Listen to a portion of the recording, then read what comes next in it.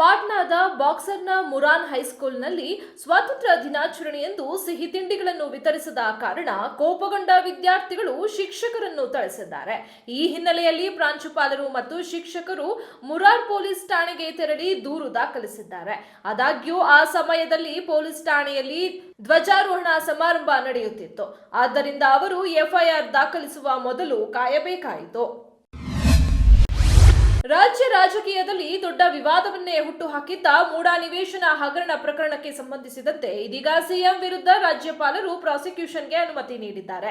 ಈ ಕುರಿತು ಬಿಜೆಪಿ ರಾಜ್ಯ ಅಧ್ಯಕ್ಷರಾದ ಬಿವೈ ವಿಜಯೇಂದ್ರ ಪ್ರತಿಕ್ರಿಯಿಸಿದ್ದು, ಗೌರವಾನ್ವಿತ ರಾಜ್ಯಪಾಲರು ತಮ್ಮ ಸಂವಿಧಾನದ ಅಧಿಕಾರ ಚಲಾಯಿಸಿ ಮುಖ್ಯಮಂತ್ರಿಗಳ ಮೂಡಾ ಹಗರಣದ ದೂರಿಗೆ ಕಾನೂನು ಕ್ರಮ ಕೈಗೊಳ್ಳಲು ಅನುಮತಿ ನೀಡಿದ್ದಾರೆ. ಈಗಲಾದರೂ ಸಿದ್ದರಾಮಯ್ಯ ನೈತಿಕ ಹೊಣೆ ಹೊತ್ತು ರಾಜೀನಾಮೆ ನೀಡಿ ಮುಖ್ಯಮಂತ್ರಿ ಸ್ಥಾನದ ಘನತೆ ಉಳಿಸಲಿ ಎಂದರು.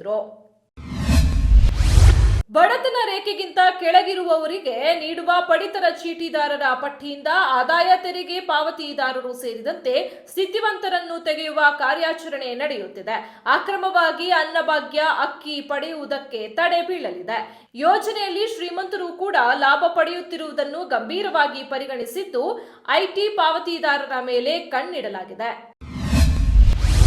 ದೇಶದ ಉದ್ದನೆಯ ಸಾಗರ ಸೇತುವೆ ಅಟಲ್ ಸೇತುವಿನಿಂದ ಜಿಗಿದು ಮಹಿಳೆಯೊಬ್ಬರು ಆತ್ಮಹತ್ಯೆಗೆ ಯತ್ನಿಸಿದ ಘಟನೆ ಮಹಾರಾಷ್ಟ್ರದಲ್ಲಿ ನಡೆದಿದೆ.